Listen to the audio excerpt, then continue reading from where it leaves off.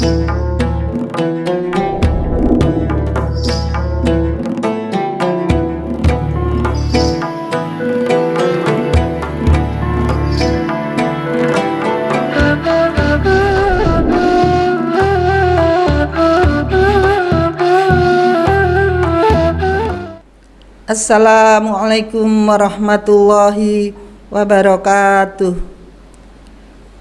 Alhamdulillah alladzi arsala rasulahu bil huda wa dinil haq liyudhhirahu ala dini kullih walau karihal kafirun.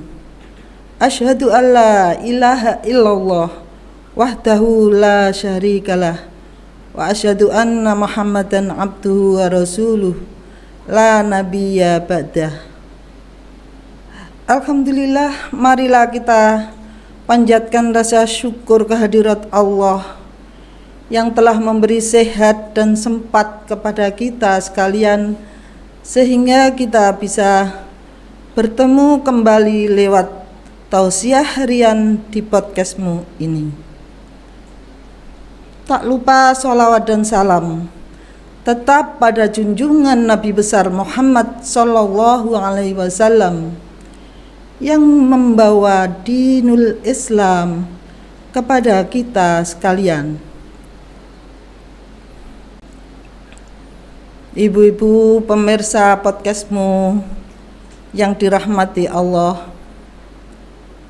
pada kesempatan ini saya ingin mengajak bertolabul ilmi tentang seorang wanita yang dijamin masuk surga. Siapa ibu? Hadis Nabi, Bismillahirrahmanirrahim.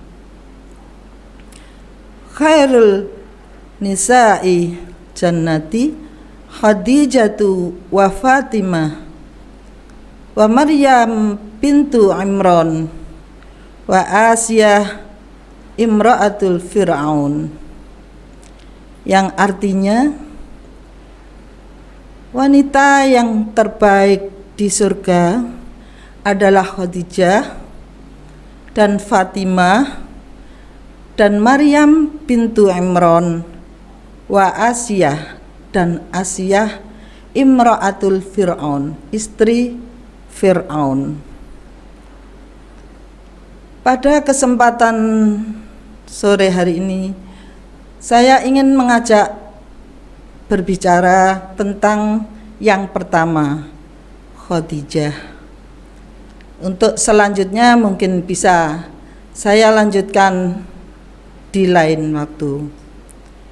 Ibu-ibu pemirsa podcastmu yang saya hormati, siapa Khadijah yang disebut dalam hadis tersebut? Beliau adalah istri Nabiullah sallallahu alaihi wasallam yang pertama. Beliau mendapat julukan Ummahatul Mukminin, yang artinya ibu dari segenap mukmin. Ibu Khadijah mendampingi Rasulullah sallallahu alaihi wasallam selama 24 tahun. Beliau kenapa diberi gelar ibu dari orang-orang mukmin? Karena beliau adalah orang yang pertama kali beriman, yang mendampingi Rasulullah, yang percaya bahwa Jibril membawa wahyu yang pertama adalah benar-benar tanda kenabian Muhammad sallallahu alaihi wasallam. Ibu Khadijah yang selalu mengirim makanan ke Gua Hira. Ibu Khadijah yang tahu betapa gemetarnya Nabi Muhammad saat pertama kali dijumpai Jibril dengan wujud aslinya.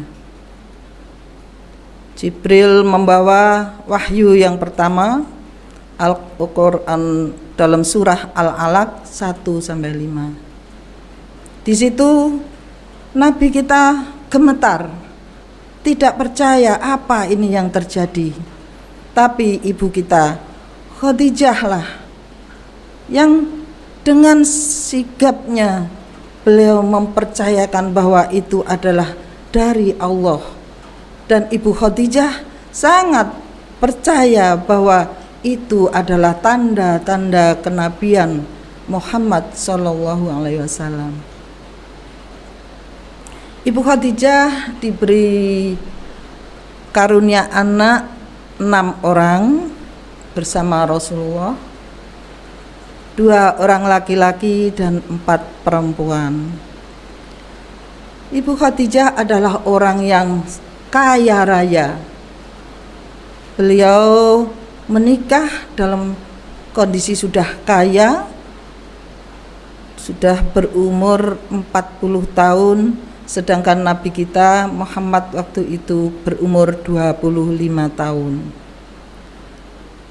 Ibu Khadijah wafat pada sebelum 3 Hijriah pada bulan Ramadan. Ibu-ibu pemirsa podcastmu yang dirahmati Allah, di sini kita bisa mengambil satu ibrah atau tauladan di mana ibu kita Khadijah, satu, dia sangat iman, percaya bahwa Muhammad waktu itu yang pertama kali mendapatkan wahyu, beliaulah yang masuk Islam pertama kali, tanpa harus berpikir, karena beliau tahu betapa Nabi besar Muhammad sejak kecil sudah jujur, tidak pernah berdusta. Nabi Muhammad mendapat julukan Al-Amin, yaitu orang yang sangat dipercaya. Ibu-ibu pemirsa podcastmu yang dirahmati Allah, lalu kita cari di dalam Al-Quran apa itu iman. A'udzubillahi minasyaitonirrajim. Alladzina yu'minuna idza dzukirallahu wajilat qulubuhum wa idza tuliyat alaihim zadatuhum imanan wa ala rabbihim yatawakkalun. Yang artinya orang beriman adalah orang yang idza dzukirallahu, apabila disebut kalimat Allah, wajilat qulubuhum, bergetar hatinya, wa idza tuliyat alaihim ayatuhu zadathum imanan, dan apabila dikatakan tentang ayat-ayat Allah, zadathum imanan, bertambah imannya, wa ala rabbihim yatawakkalun, dan kepada Tuhan mereka lah mereka bertawakal. Ibu-ibu pemirsa podcastmu yang dirahmati Allah, ayat di atas jelas bahwa iman adalah ada di dalam dada, dan kita akan tergetar apabila mendengar kalimat Allah.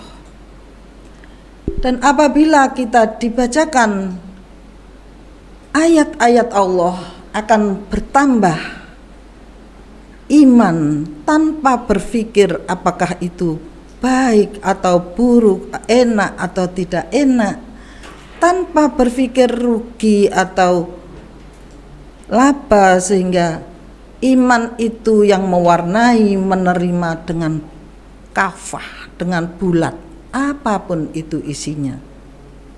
Itu adalah iman yang di dalam Al-Quran. Adapun benang merah yang kedua, bisa kita ambil satu contoh dari Ibunda Khadijah, bahwa Ibunda Khadijah adalah sosok yang sangat kaya raya. Beliau kaya raya, tapi semua harta bendanya dipakai untuk perjuangan Islam. Pada waktu itu Islam masih pemula, masih penyiaran pertama banyak yang menentang, bahkan dibilang bahwa Muhammad adalah orang gila, dikucilkan, dan semua harta Ibunda Khadijah lah yang mampu mencukupi kebutuhan orang Islam pada waktu itu. Dalam kesempatan ini mungkin ibu-ibu jelas kita tidak mungkin berbuat seperti Ibu Khadijah karena berbeda zamannya. Untuk itu saya mengambil satu contoh atau tauladan. Ibu-ibu harus mampu mencari peluang di mana kita mampu bergerak untuk menafkahkan harta kita di jalan Allah. Dalam Al-Qur'an, a'udzubillahi minasyaitonirrajim, lan tanalul birra hatta tunfiku mimma tuhibbun wa ma tunfiku min syai'in fa innallaha bihi alim. Tidak akan kau temui satu kebajikan sehingga kau infakkan harta yang kau cintai, dan apapun yang kau infakkan itu sesungguhnya Allah sangatlah mengetahui. Dengan begitu ibu jelas bahwa hidup ini memang iman adalah yang pertama, kemudian Islam yang kedua, yang ketiga adalah ihsan. Ihsan adalah suatu kebaikan di mana kita harus memberi kepada selain diri kita, baik itu wanita, anak-anak, orang lain, dan bahkan binatang dan tumbuh-tumbuhan. Itu yang disebut ihsan. Ihsan adalah berbuat baik kepada alam sekitarnya, sehingga akan terjadi yang disebut muttaqin, orang bertakwa. Jadi jenjang antara iman dengan takwa itu ada iman, lalu Islam, ibadah, lalu ihsan baru disebut takwa. Jadi ibu, saya ingatkan, walaupun kita sebagai ibu sudah iman, sudah Islam, melakukan sholat, melakukan puasa, sholat malam, sholat duha, dan lain sebagainya, tapi jika ibu pelit, tidak mau menafkahkan harta, maka belum bisa disebut muttaqin, orang bertakwa. Mungkin itu yang bisa kita ambil dari ibu kita Khadijah. Kita ambil satu tauladan bahwa beliau memang benar-benar wanita yang dijamin masuk surga oleh Allah. Nasrun minallah wa fathun qarib wa basyiril mu'minin. Wassalamualaikum warahmatullahi wabarakatuh.